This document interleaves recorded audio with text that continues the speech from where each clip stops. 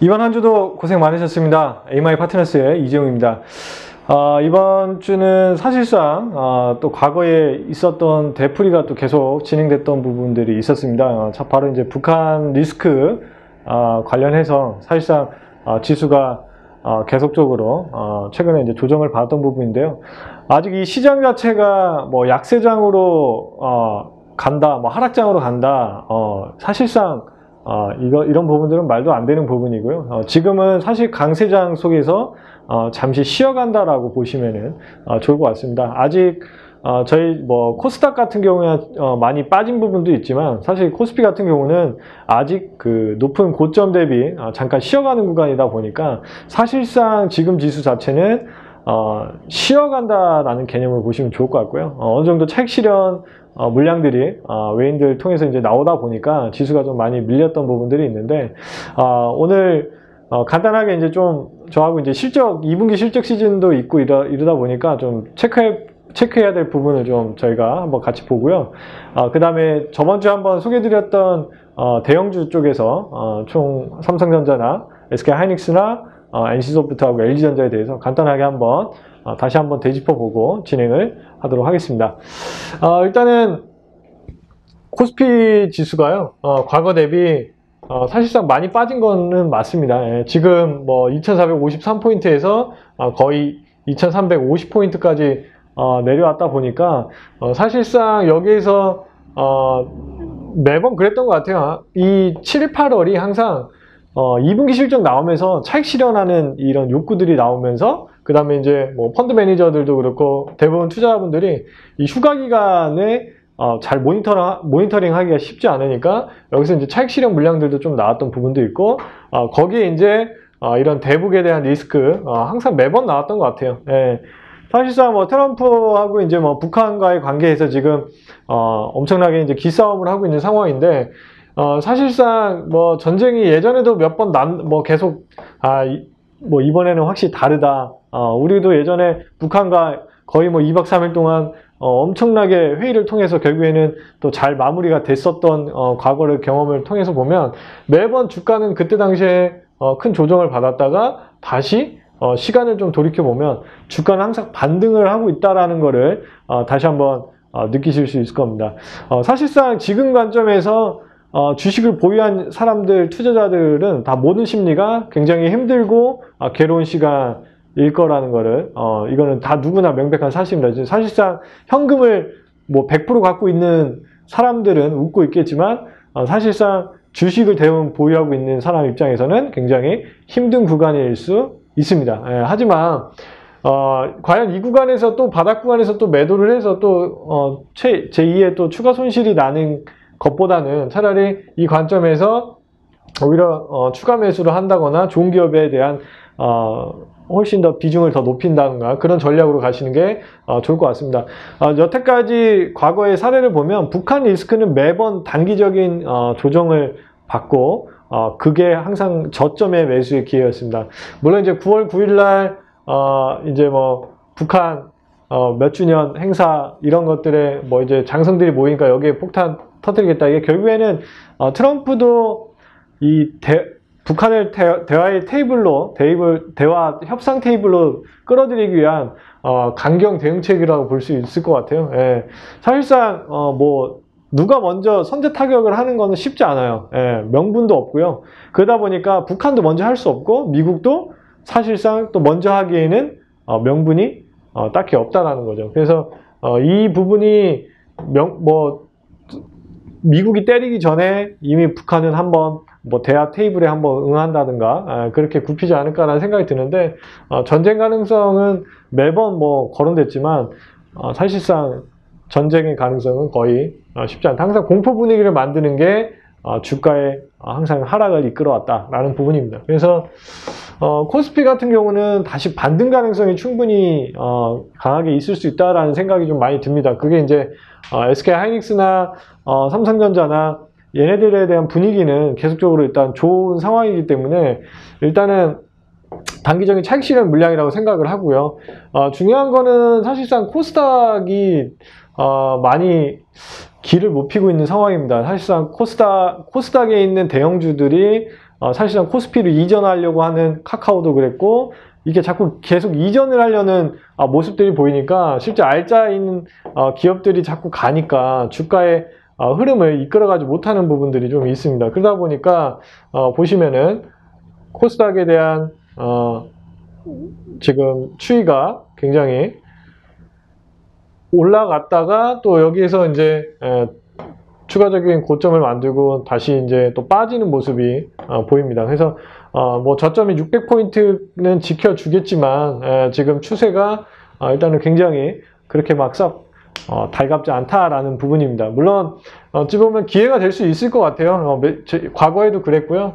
과거에도 보시면은 뭐 매번 주가가 크게 빠졌고 그 뒤로 북한 리스크, 이때도 뭐 중국과 북한 리스크에서 충분히 빠졌고 브렉시트도 뭐 그랬고 뭐 쭉 이렇게 이어오다가 결국에는 주가 반등이 이렇게 또 나왔고 다시 또 조정받고, 주가의 상승과 하락은 계속 사이클이 있잖아요. 반복을 하는데 다만 대형주가 만약에 또 간다 그러면 사실상 코스닥이 또 쉽게 못 갈 수도 있겠다. 가더라도 그냥 이렇게 조그마한 반등 정도의 구간에서 또 이렇게 박스권을 형성할 수도 있지 않을까라는 생각도 드는데요. 일단은 코스닥에 대한 부분도 계속 유심하게 좀 체크해 볼 필요가 있고요. 아무래도 개인 투자자 비중들이 높다 보니까 실제 북한 리스크나 이럴 때 더 많이 빠지는 경향이 있습니다. 그러다 보니까 최근에 주가가 코스피보다 훨씬 더 하락폭이 좀 컸다라는 거를 다시 한번 이야기 드리겠습니다.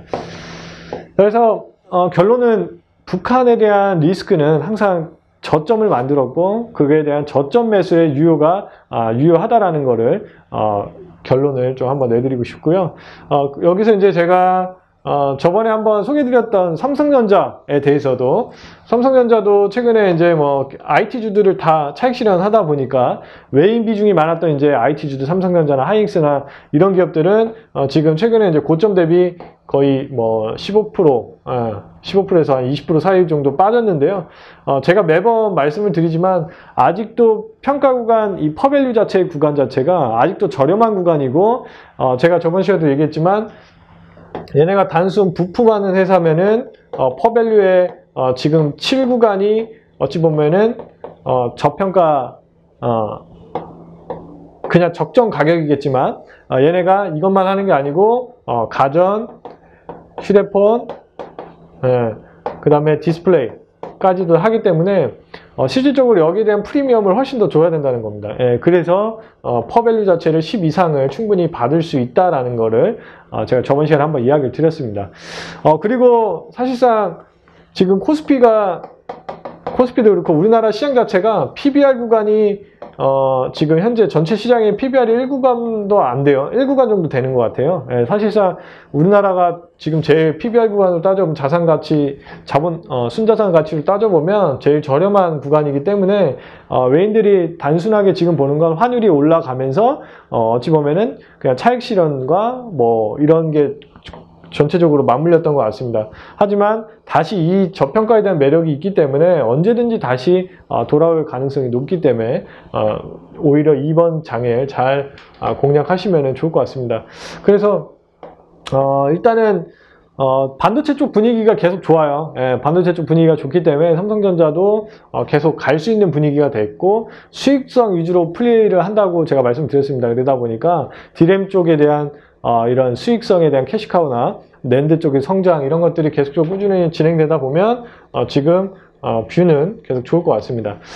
그래서 사실상 뭐 하이닉스도 사실 오늘 하락폭이 굉장히 컸는데 여전히 변함은 없어요. 그러니까 고점 대비 많이 빠졌던 부분들도 있지만 IT에 대한 최근에 많이 올랐었던 부분에 대한 차익 실현이고, 어찌 보면 많이 오른 기업들 위주로 이제 차익 실현이 나오는 게 뻔한 부분이기 때문에 지금 구간에서 다시 6만원 초반대 이 가격대에서 6만원 초반대에서 가격대에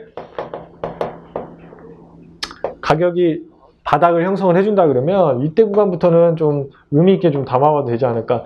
만약에 얘가 미래 가치가 그러니까 디램 가격이 올라갈 가능성이 없다 그러면 지금 투자하시면 안 되고요. 디램 가격이 사실상 얘네들이 반도체 디램 쪽이 거의 70% 차지하고 있기 때문에 사실상 디램 가격에 따라서 주가가 많이 움직이게 됩니다. 근데 저번 시간에도 또 얘기 드렸지만 이 서버 D램 쪽에서 굉장히 지금 수요가 높기 때문에 향후 서버 D램이 4차 혁명과 이런 트래픽에 대한 발생과 서버 과부하나 이런 것들이 모든 게 다 지금 굉장히 시장이 좋게 형성이 되고 있기 때문에 향후 서버 D램에 대한 공급은 제한되어 있고 수요는 늘어나기 때문에 결국에는 가격은 계속적으로 올라갈 수 있다라는 게 이제 제 생각입니다. 그래서 아마 내년에도 이런 흐름들이 이어질 수 있다고 보고 있고요. 사실상 트래픽을 더 많이 필요로 하는 아마존이나 구글이나 뭐 애플이나 사실 러브콜을 계속 보내고 있는 상황이기 때문에 이 D램에 대한 수요는 니즈는 계속적으로 있다. 그래서 향후 D램에 대한 가격은 LCD처럼 푹푹 빠지진 않고 LCD처럼 공급 가행돼서 빠지는 그런 시장과는 다르게 현재 공급이 타이트하게 정해져 있고 삼성과 하이닉스가 아주 재밌게 그거를 즐기고 있는 상황이라고 보시면 될 것 같습니다. 그러다 보니까 주가는 다시 수렴을 하게 될 거고 지금 퍼밸류 4.89간 빠져서 충분히 6구간까지도 보시면 좋을 것 같다라는 게 이제 개인적인 생각입니다. 그래서 한번 공부해 보실 필요가 분명히 있다라는 거를 이야기 한번 드려봅니다. 거기에 이제 LG전자도 사실상 다 좋은데 LG전자도 최근에 반등이 나왔어요. 그러니까 얘도 9만 원까지 갔다가 거의 한 30% 빠졌고 66,000원에서 이제 반등이 나온 건데 다시 보는 뷰는 그래 휴대폰 사업부는 이제 기대감이 없어요. 이제는 휴대폰 쪽에 기대를 걸 필요가 없어요. 그러니까 애널리스트들도 휴대폰에 대한 기대는 이제 져버렸고 사실상 얘는 휴대폰에 대한 기대를 져버리다 보니까 실질적으로 가전과 그 다음에 VC, 전기차 쪽에 대한 기대감이 이제 생기기 시작했던 부분인데요. 지금도 얘도 퍼밸류 자체가 싼 구간이에요. 그래서 퍼밸류가 얘도 6, 7구간 나오기 때문에 얘도 싼 구간이다. 하지만 얘가 이제 전기차가 올해 뭐 BEP 찍고 전기차 사업부가 내년에 이제 뭐 매출도 거의 5조 뭐 한다고 하죠. 그러니까 얘가 뭐 내년에 흑자가 나온다 그러면 성장폭이 굉장히 가파르다 그러면 얘 퍼밸류도 10까지도 충분히 받을 수 있다. MC 사업부는 이제 기대감이 없다. 그냥 있으나 마나 흑자만 그러니까 적자만 최대한 줄여서 나왔으면 좋겠다라는 게 이제 다들 생각이기 때문에 퍼밸류 10까지 전기차 섹터로 같이 묶여서 또 움직인다 그러면 LG전자도 굉장히 괜찮을 것 같다라는 게 개인적인 생각입니다. 그래서 가전 쪽도 지금 뭐 코드 제로 이런 청소기나 이런 것들 굉장히 많이 팔리고 있기 때문에 홈쇼핑이나 이런 데 통해서 한번 지켜볼 만하다라는 거를 다시 한번 이야기 드립니다. 자, 마지막으로 NC소프트 한번 볼게요. NC소프트도 저번 시간에도 얘기해 드렸지만 사실상 2분기가 그렇게 좋지 않게 나왔어요. 사실 2분기도 뭐 그냥 그저 그렇게 나왔는데 근데 웃긴 게 주가는 얘는 실적 쇼크가 나왔는데도 주가는 움직인다는 거예요, 위로. 근데 왜 그러나 봤더니 그러니까 분명히 주가는 이미 그 실적은 이미 이제 그 현재 주가에 수렴을 하게 됩니다. 이제 주가가 앞으로 올라가려면 미래 가치가 좋아지느냐 마느냐가 이제 굉장히 중요한데 이 미래 가치가 NC소프트가 하반기에 긍정적이다라는 게 이 부분이 이제 의미가 있기 때문에 사실 리니지 M이 지금 일매출 70억 정도가 이제 현재 평균적으로 나오고 있는데 이게 이제 계속 꾸준하게 지켜진다 그러면 계속 주가의 상향은 우상향이 나올 것 같고 거기에 이제 IP 중에 이제 대작이 이제 아이온 그다음 불소 여기 있는데 이 아이온이 대작으로 또 모바일로 아이온 M으로 나온다 그러면 사실상 또 한번 파장을 또 한번 크게 일으킬 수 있지 않겠냐. 대신 리니지 M에 대한 추적 관찰은 반드시 해야 될 것 같아요. 일매출이 계속 꾸준하게 나오는지 그다음에 공성전, 개인 거래소 뭐 이런 것들이 꾸준히 업데이트가 될 수 있는지를 반드시 파악한다 그러면 리니지에 대한 NC소프트의 주가는 계속적으로 올라갈 수 있다. 사실 퍼밸류 상으로는 제일 비싸요. 24. 올해 기준은 퍼 24인데요. 만약에 이게 꾸준하게 이제 하반기에 계속 리니지 M에 대한 수요가 붙는다 그러면 사실상 이 퍼밸류 자체가 10대로 이제 떨어진다는 거죠. 10대로. 그러다 보니까 그런 부분들을 생각을 한다면 지금 주가에서 더 올라갈 가능성이 있다라는 겁니다. 근데 사실 삼성전자랑 하이닉스는 실적이 굉장히 잘 나왔는데도 주가가 빠지고 있는 거고, 그러니까 차익 실현이나 단순 차익 실현으로 보시면 될 것 같고, 어차피 삼성전자, 하이닉스, 뭐 LG전도 그렇고, 뭐 하반기에 실적 기대감이 반드시 크기 때문에 다시 한번 그 부각이 될 때쯤에 또 다시 한번 주가가 한번 크게 올라갈 거라고 개인적으로 생각을 하고 있습니다. NC소프트도 이제 그거에 대한 일부분이라고 보시면 되는데, 하반기에 신규 게임에 대한 기대감, 아이온이나 이런 쪽을 한번 지켜보시면 좋을 것 같습니다. 굉장히 힘든 장인데요. 그 북한에 대한 리스크는 매번 단기적인 쇼크로 보통 끝나는 경우가 많았기 때문에 너무 걱정하지 마시고요. 괜히 이런 고민들 때문에 또 주말에 편하게 못 보내는 경우가 있어요. 하지만 너무 주식에 신경 쓰지 마시고, 다음 주에 오히려 더 잘 풀려나갈 거라고 또 생각을 또 해봅니다. 그러니까 너무 부담 갖지 마시고, 이 위기를 또 잘 이겨내셔서 좋은 기회로 한번 살려보셨으면 좋겠습니다. 예, 이상 주말 특강을 마치도록 하겠습니다. 감사합니다.